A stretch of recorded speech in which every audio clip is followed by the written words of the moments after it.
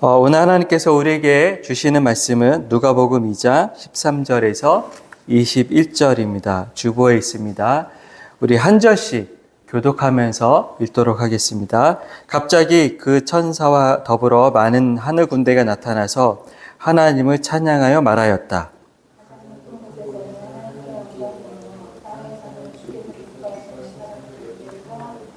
천사들이 목자들에게서 떠나 하늘로 올라간 뒤에 목자들이 서로 말하기를 베들레헴으로 가서 주께서 우리에게 알려주신 바 일어난 그 일을 봅시다 하였다.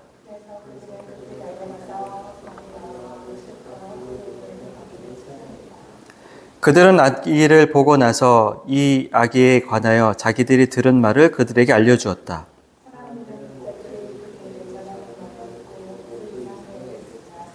마리아는 이 모든 말을 고이 간직하고 마음속에 곰곰이 되새겼다.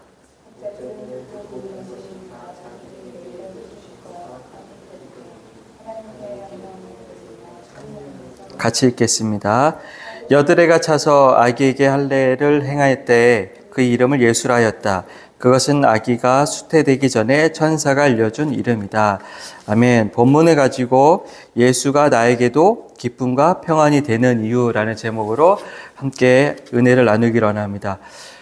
우리 교회가 유치한 동네 지명이 중계동이죠. 여러분 중계동에서 유명한 게 무엇일까요? 가장 유명한 거, 중계동 하면 딱 떠오르는 거. 불암산 나비정원 유명하죠. 봄이 되면 철쭉 또 이렇게 축제도 있고 또 매 계절이 바뀔 때마다 아름다운 또 공간을 볼 수 있죠. 제가 가끔씩 그 불암산 정원에 있는 포레스트라고 하는 카페를 가거든요. 너무 좋아요. 또 노원 주민은 커피값도 할인해주고 정원 속에서 커피를 저렴하게 마실 수 있어서 참 좋은 곳인데 우리 동네가 가장 유명한 것은 이 입시 학원가입니다. 그래서 서울에 3대 학원가가 있죠. 대치동, 목동, 그 다음에 중계동의 은행사거리. 여러분, 우리나라 교육률 굉장히 높아요. 그래서 우리나라는 참 신기할 정도로 대학을 졸업한 사람들이 졸업하지 않은 사람에 비해서 더 많은 나라예요. 우리나라는 이런 얘기 하죠. 그래도 웬만하면 대학을 가야지. 이렇게 얘기를 하죠. 근데 저는 생각을 해볼 때, 이제는 꼭 대학을 가야만 하는 세상은 아닌 것 같아요. 대학을 가지 않아도 자기가 잘할 수 있는 것, 자기가 전문적으로 공부해서 자기가 좋아하는 것을 잘하면 충분히 그것으로 전문가로 인정받으면서 살아갈 수 있는 시대가 우리에게 도래했다라고 저는 생각합니다. 근데 여러분, 우리나라보다 더 교육열이 높은 나라가 있다고 해요. 어디냐면 바로 인도라고 합니다. 최근에 인도에 관련된 그 방송 하나 봤는데 인도의 어떤 그 교육열이 우리나라가 생각하는 것이 만약에 수치가 5라고 한다고 하면 인도는 10이라고 해요. 그러니까 인도의 모든 부모들이 자기 자식을 공부를 시켜서 좋은 대학을 보내는 거에 자기 인생의 전부를 다 걸었다는 거예요. 그래서 왜 이렇게 인도라는 사회가 계속해서 교육열이 높아질까를 사회학자들이 조사했는데 어떤 이유냐면 바로 이 카스트 제도 때문에 그렇다라는 거예요. 여러분 카스트 제도가 뭐냐면 태어날 때부터 주어진 사회적 신분 제도인데 단순히 신분 제도가 아니고 이거는 신앙적으로 우주적으로 내가 그런 신분으로 태어나도록 이미 운명 지어져 있는 거예요. 여러분 카스트 제도가 4개예요. 저도 한참 공부할 때 이렇게 했는데 부크바 수달 외우기 싫어요. 부크바 수달 뭐냐면 브라만, 크사트리아, 바이샤, 수드라, 달리트. 그래서 브라만은 뭐냐면 이 학자들 또는 사제들, 그러니까 교회로 따지면 목회자들이 가장 높은 계층이에요. 그 밑에가 크사트리아, 왕족이거나 군인이었던 사람들, 그 밑에가 바이샤, 상업을 하거나 농사를 짓거나 해서 나름대로 경제적인 어떤 부를 이룬 사람들을 바이샤라고 하고 그 밑에서 일하는 사람들을 수드라라고 합니다. 근데 여러분 이런 브라만, 크사트리아, 바이샤, 수드라의 어떤 그런 계층에도 들어 끼지 않는 족속이 있는데 바로 달리트라고 해서 이 사람들을 영어로는 untouchable people이라고 해요. 그러니까 불가촉 집단. 좀 더 엄밀하게 이 사람들의 처한 상황을 표현하는 게 뭐냐면 불가촉 천민 집단이라고 해요. 근데 이 교육열이 높아진 이유는 뭐냐면 내가 태어날 때 만약에 수드라였어요. 내가 만약에 태어날 때 바이샤였어요. 또는 내가 달리트였어요. 그런데 내가 열심히 공부해서 좋은 대학을 들어가서 이 사람들의 꿈이 뭐냐면 IT 업체에 취업하는 거라는 거예요. 애플이나 구글이나 뭐 페이스북이나 뭐 이런 아주 좋은 미국에 있는 전 세계적으로 알아주는 그런 IT 업체에 취업을 하는 것이 이 사람들의 꿈이라는 거예요. 왜냐하면 내가 취업을 하면 내 삶의 소득이 많아지는 것 둘째치고 내 가족들을 다 인도에서 자기가 살고 있는 땅으로 데리고 올 수 있는 거예요. 그러면 내가 인도에서 달리트로 태어나서 사회적으로 좋지 않은 대우를 계속 받아요. 그러나 내가 미국에서 살면 그런 대우를 받을까요? 전혀 안 받아요. 그래서 여러분 자세히 보면 우리 전 세계의 다국적 기업이나 제약회사나 또는 IT 기업의 CEO들을 누가 하죠? 다 인도인들이에요. 높은 교육열이 낳은 결과죠. 또 작년에는 지금도 있는지 모르겠지만 영국 런던의 시장이 누구냐면 인도 출신, 인도 이민자 출신이 런던의 시장이 되었더라는 거예요. 근데 만약에 달리트가 하버드를 나왔어요. 어떻게 공부를 열심히 해서 그리고 높은 직책에 올라왔어요. 그리고 나 다시 인도로 가잖아요. 그럼 이 사람은 여전히 달리트예요. 너 여전히 천민이야 라는 거예요. 그래서 제가 예전에 한창 인도에 대해서 관심 갖고 공부할 때는 어떤 이야기도 있었냐면 암베르카드라고 하는 되게 멋있는 사람이 있었거든요. 이 사람이 불행하게도 달리트 출신이었어요. 그래서 이 사람이 어느 날 물을 마셨다고 합니다. 이 교수할 때 대학교에서 자기가 물을 한 잔 딱 마시고 내려놨는데 갑자기 모든 교수들이 안 들어오더라는 거예요. 뭐냐면 브라만계족인 교수들이 이 사람이 이 물을 마셨으니까 이 물이 더럽혀졌다고 불결하다고 나갔다는 거예요. 그 정도로 이 카스트 제도가 계속 있는 거예요. 여러분, 우리가 살아가는 이 현실은 계속해서 사람들을 계층화하는 사회예요. 여러분, 인도에만 카스트 제도가 있을까요? 우리 대한민국에는 카스트 제도가 없을까라고 물어본다면 정말 없다고 말할 수 없다고 봐요. 우리에게는 신분 제도는 아니지만 경제적인 카스트 제도가 있는 것 같아요. 상류층이 있고 중상층이 있고 중하층이 있고 그 다음에 하층이 있고 또 뭐가 있죠? 그보다 더 어려운 집단이 있다라는 거예요.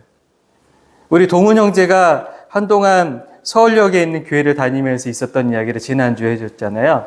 노숙자 이야기.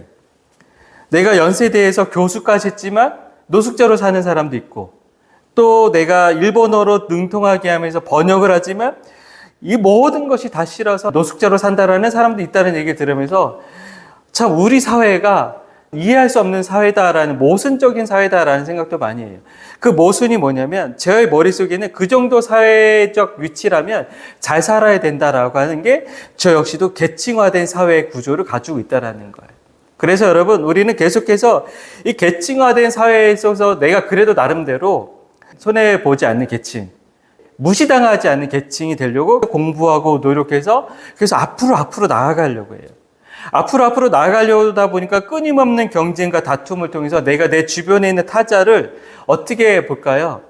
나와 더불어 살아가는 사람으로 보는 것이 아니라 나에게 쓸모가 있느냐, 쓸모가 없느냐로 보는 거예요. 그래서 내가 그 사람을 쓸모 있는 사람이라고 본다면 그는 나에게 굉장히 좋은 사람이에요. 근데 나에게 쓸모가 없고 나에게 짐 같은 사람이라고 하면 나는 그 사람을 어떻게 할까요? 밀어내버리는 거예요. 이것이 바로 계층화된 사회예요. 여러분 이런 계층화된 사회에서 밀려난 사람들은 어떤 마음을 가질까요? 나를 탈선한 기차처럼 본다라는 거예요. 즉 정해진 길을 벗어났다는 이유로 인해서 또는 무능력하다라는 이유로 혹은 사회가 요구하는 기준을 충족하지 못했다라고 하는 이유로 인해서 자신을 먼저 쓸모없는 인생, 쓸모없는 존재, 실패자로 낙인을 찍고 사회 또한 그 사람들을 당신은 쓸모없어라고 하는 이야기를 해요. 근데 여러분 이러한 표현들은 정말 우리 사회에 맞는 표현일까라는 것이죠. 여러분 복음은 우리에게 너무 소중한 것을 이야기해줘요. 복음이 우리에게 말해주는 것은 뭐냐면 그 어떤 사람도 쓸모없는 인생은 없다라고 얘기를 해요. 더욱이 한 발 더 나가서 그 어떤 인생도 정해진 길을 벗어났다라고 하는 이유로 탈선한 기차 같은 인생이라고 표현하지 않아요. 왜냐하면 하나님은 계속해서 이렇게 얘기를 해요. 내 눈에는 그 누구도 버려진 기차가 아니다라고 얘기하는 거예요. 이게 은혜예요. 여러분 세상은 그 사람이 얼마만큼의 능력을 가졌느냐, 얼마만큼 무엇을 잘하느냐, 얼마만큼 무엇인가를 뛰어나느냐에 따라서 그 사람을 우대하죠. 근데 여러분, 복음은 그 사람이 하나님께 얼마큼 잘했느냐, 못했느냐에 따라서 그 사람을 우대하거나 하대하지 않는다라는 거예요. 하나님의 은혜는 모든 이들에게 여전히 동일하다라는 거예요. 그 은혜를 내가 더 크게 깨닫느냐, 아니면 그 은혜가 나에게 왔음에도 불구하고 내가 그 은혜가 은혜인지 모르고 지나가느냐의 차이뿐이라는 거예요. 여러분, 우리가 복음을 통해서 경험하고 또한 감사히 여기고 깨달아야 될 것은 뭐냐면, 우리는 하나님 손 안에서 언제든지 다시 연결되고 다시 달릴 수 있는 존재가 된다라는 거예요. 왜냐하면 하나님은 그렇게 해주시기를 원하시는 은혜의 하나님이기 때문이라는 거예요. 그것을 우리가 어디서 확인할 수 있느냐? 우리가 보고 있는 누가복음 1장과 2장을 통해서 볼 수 있는 거예요. 여러분, 오늘 본문에 보면 하늘의 천군과 천사들이 누구한테 제일 먼저 나타나서 예수님이 탄생할 거라는 것을 이야기해 줬다고 우리에게 알려주죠? 바로 목자에게 나타났다라는 얘기를 해요. 여러분, 한번 생각해 봅시다. 왜 목자에게 나타나셨을까라는 거예요. 예수님 당시에 카스트 제도가 없었을까요? 예수님 당시에도 카스트 제도라고까지는 하진 않지만 그러나 사회적 계층이 있었어요. 그래서 하이 클래스 계층은 뭐냐면 제사장, 바리새인, 서기관, 율법학자 같은 이 종교 엘리트들이 하이 클래스였어요. 그리고 미드 클래스가 있었어요. 뭐냐면 상업을 하거나 경제적인 무엇인가를 하는 사람들. 그리고 그 로우 클래스가 있어요. 아주 낮은 계층이 있었는데 어떤 사람들이었냐면 세리, 창녀, 목자 이런 사람들이었어요. 근데 여러분, 놀라운 건 뭐냐면 이 로우 클래스 중에서도 세리와 창녀보다 더 낮게 취급받았던 사람들이 바로 이 목자였더라는 거예요. 여러분, 천군과 천사가 목자에게 나타나서 예수께서 탄생하실 것을 이야기해 주는 것은 우연이 아니고 매우 의도적인 드러남이에요. 그것은 무엇일까요? 가장 낮은 사람들에게 가장 좋은 소식을 가장 먼저 전해주겠다라는 게 하나님의 의도라는 거예요. 여러분, 이 당시 목자들은 사회에서 하층 중에서도 더 하층이었던 사람이었고, 더욱이 이 사람들은 늘 어떠한 손가락질을 당했냐면, 저 지저분한 사람들, 저 더러운 사람들이라는 거예요. 여러분, 목자들은 맨날 뭘 다룰까요? 세리는 돈을 만져요. 그래서 더러운 사람이라고 하는 어떤 사회적 편견이 있었어요. 창녀 역시 자기 몸을 더럽히는 사람이었어요. 그런 다음에 목자는 어떤 사람일까요? 계속해서 짐승을 만지는 사람들이에요. 더욱이 짐승의 똥을 만지는 사람들이고, 또한 때에 따라서는 짐승을 잡아야 했었어요. 왜? 짐승이 피도 자기 몸에 묻을 거고. 그런데 이 당시에 사람들은 성전에 꼭 들어가서 자기를 정화하고 깨끗이 예배하는 그런 시간을 가져야 되는데, 문제는 이 목자들이 밖에서 양들을 치다 보면 시간이 없는 거예요.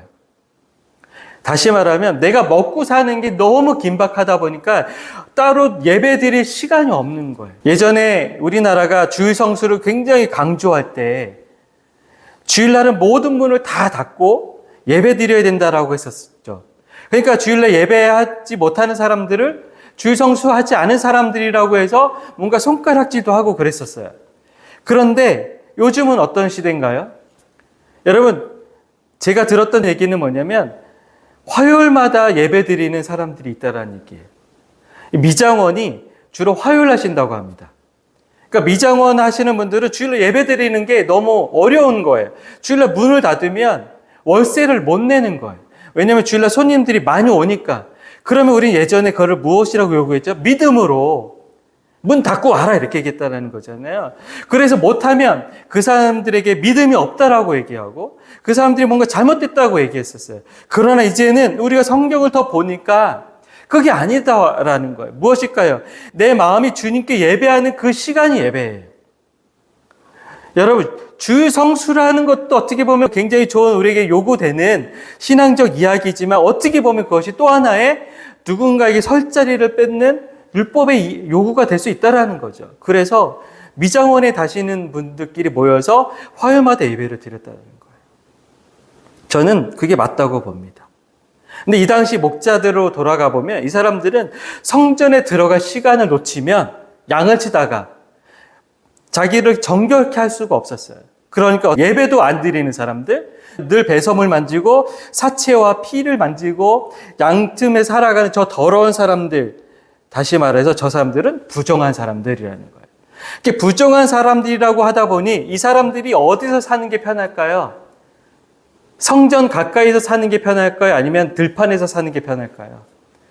즉 사회적 경계 밖에서 사는 게 더 편한 거예요. 어쩌면 노숙자 하시는 분들도 어떤 사회적 어떤 요구에서 지쳐버린 사람들이 아닐까. 그래서 자기 스스로가 사회적 경계 밖에서 나 편하게 차라리 이렇게 살 거야 라고 하는 그런 생각이 아닐까라는 생각도 해보게 되는 거죠. 어쨌든 이 목자들은 사회적으로, 종교적으로, 경제적으로 밀려난 사람들, 소외된 사람들, 자의에 의해서든 타의에 의해서든 그렇게 밀려난 사람들이었다라는 거예요. 그런 이들에게 하나님이 천군과 천사를 보내셔서 가장 최고의 소식을 알려주셨다는 것이 오늘 본문이 우리에게 이야기해주는 큰 줄거리예요. 여러분, 우리가 1장과 2장을 읽었는데 1년 된 이야기 속에서 우리가 한 가지 요약된 결론을 내릴 수 있어요. 그것은 뭐냐면 하나님은 주류가 아닌 비주류, 주목받지 않는 이들에서 태어나셨고 자라셨고 그들을 위한 분이 되셨다라는 거예요. 저는 이 말씀을 준비하면서 예수님의 탄생을 다시 한번 묵상하다 보니까 하고 깨달았어요. 왜 예수님은 마구간에서 태어나셨을까? 가장 낮은 곳에서 태어나시기 위해서라는 게 그동안의 저의 생각이었는데 목자들을 비추어서 생각해 보니까 예수님 역시 가장 정결하지 않은 곳에서 태어난 거예요. 예수님이 태어나신 곳은 바로 마구간이라고 했었어요. 마구간은 뭘까요? 짐승이 있는 곳, 똥이 있는 곳, 더러움이 있는 곳이에요. 아무리 거기를 정리하고 청소한다고 해도 마구간은 마구간이에요. 바로 그러한 곳에서 예수님이 태어나셨다는 것은 다른 것이 아니라 가장 정결한 곳에서 정결한 모습으로 태어나실 예수님이 오히려 역으로 가장 지저분하고 사람들이 가지 않고 부정하다고 여기는 그 마구간에서 태어나셨을 뿐만 아니라 바로 그러한 이들에게 천군과 천사가 바로 나타났다라는 거예요. 하나님의 입장에서 보면 굳이 이렇게 하실 필요는 없어요. 누가 목자들의 말을 믿어줄까요? 저 부정한 사람들, 아무것도 모르는 사람들, 배운 거 없는 사람들. 차라리 예수님이 이렇게 태어나실 거라는 것을 제사장이나 바리새인 같은 종교 엘리트에게 나타나서 얘기해 주셨다면 이 파급 효과는 더 컸을 거예요. 근데 하나님의 눈길은 그러한 엘리트들에서 자기의 이야기가 퍼져나가는 걸 원치 않았어요. 하나님의 눈길은 늘 무시받고 학대받고 천대받는 자들을 향해 있기 때문이라는 거죠. 그렇기 때문에 그들에게 이전까지 경험해 본 적이 없는 새로운 세계가 열렸음을 가장 먼저 알려주고 싶었다라는 거예요. 그러면 그 세계는 무엇일까요? 다른 것이 아니라 바로 은혜의 세계라는 거예요. 너는 거룩하다. 너는 거룩하지 않다. 너는 많이 배웠다. 너는 많이 배우지 못했다. 너는 누구 가문 출신이다. 너는 어떤 천박한 가문 출신이다. 라고 계속해서 사람을 구분짓고 경계짓는 것이 바로 우리가 살아가는 이 세계예요. 내가 잘한 것만큼, 내가 열심히 한 것만큼, 내가 노력한 만큼 내가 모든 것을 누려도 된다라고 하는 그런 착각의 세계예요. 여러분 생각해 보십시오. 내가 잘한 만큼, 노력한 만큼, 내가 애쓴 만큼 모든 것을 갖고 누려도 된다고 하는 것이 과연 맞는 생각일까라는 거예요. 우리는 그러한 능력주의 사회에서 살아가요. 그런데 이러한 세계 속에서 하나님이 새로운 하나님의 세계를 시작하셨는데 그 세계는 뭐냐면 바로 은혜의 세계예요. 은혜의 세계는 뭐냐면 너가 얼마큼 잘했느냐 못했느냐, 너가 거룩하냐 거룩하지 않냐, 많이 배웠느냐 많이 배우지 못했느냐, 능력이 있느냐 능력이 없느냐를 따지기 전에 내가 너에게 은혜를 베푸기로 결심했어라고 하고 계속해서 우리에게 은혜를 베푸시는 그 세계라는 거예요. 즉 하나님의 세계에는 계층이 없습니다.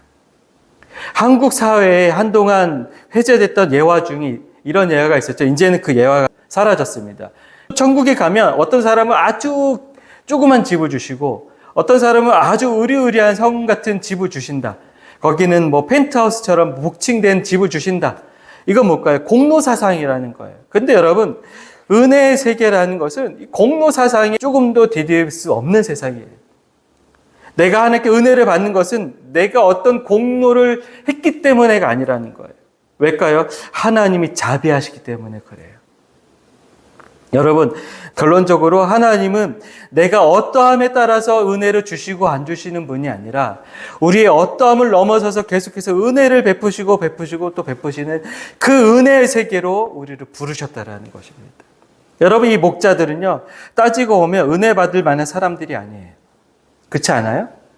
사람들에 의해서 부정하다고 여김을 받았던 사람들인데 가장 먼저 은혜를 받은 사람들입니다. 이게 바로 하나님 나라예요. 그래서 오늘 말씀 보면 2장 14절에 이런 얘기 나오죠. 모든 이들에게는 기쁨이고 또한 모든 이들에게 평화가 주어진다라는 거예요. 여러분, 어떤 이들에게 기쁨이고 어떤 이들에게 평화가 될 것일까요? 그것은 바로 은혜의 세계가 열렸음을 아는 자들에게 기쁨이 되고 평화가 주어진다라는 것입니다. 인간은 무엇으로 가장 기뻐할 수 있고 무엇으로 가장 큰 평안을 누릴 수 있을까요? 여러분, 어느 때 가장 기쁠까요? 어느 때 가장 큰 평안을 누리게 될까요? 인간이 가장 기뻐할 수 있고 가장 큰 평안을 누릴 수 있는 것은 뭐냐면 내가 무엇인가 믿을 구석이 있을 때예요.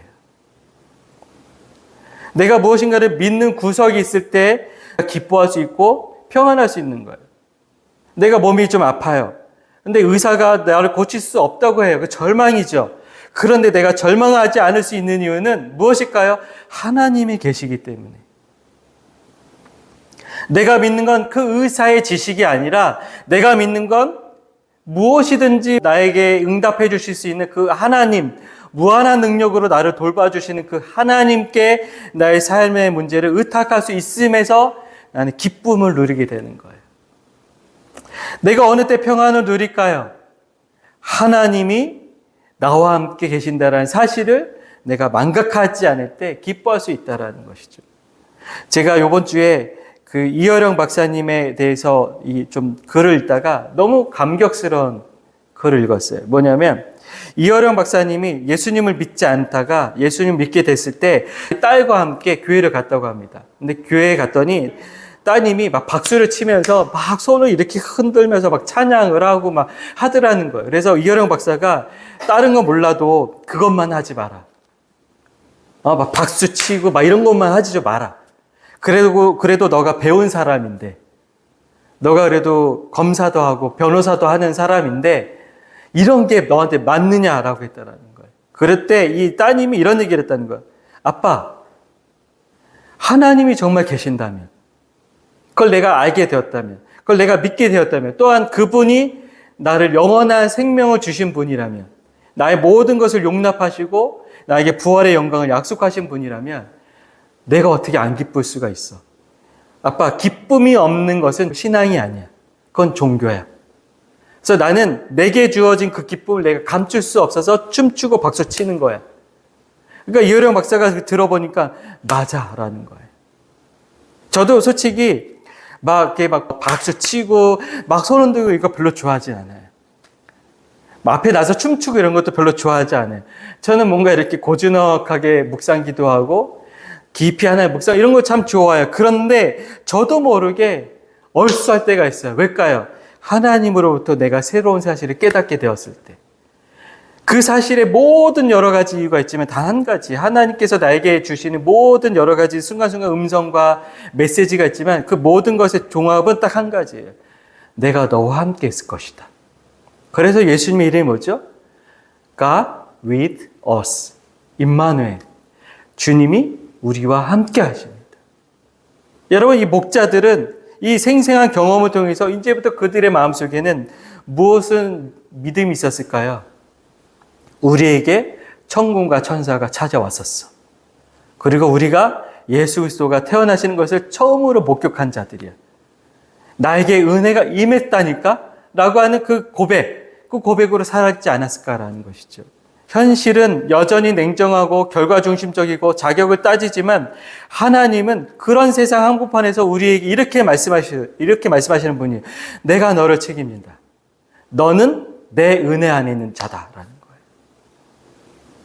그리고 그것을 믿고 살아갈 때 우리는 기쁨과 평안을 누리지만 정작 하나님께는 그것이 영광이 된다라는 사실이 오늘 2장 14절의 이야기라는 거예요.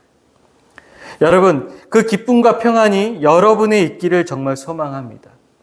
비록 우리의 현실은 여전히 답답하고 뭔가 새로운 일이 없다 하지만, 또는 나도 모르게 누군가를 계층하고 나도 모르게 그런 계층 속에서 산다고 하지만, 그러나 하나님은 어떤 조건이 아니라 은혜로 주어지는 매 순간순간의 기쁨을 주신다라고 하는 그 고백으로 살아갔으면 좋겠다라는 거예요.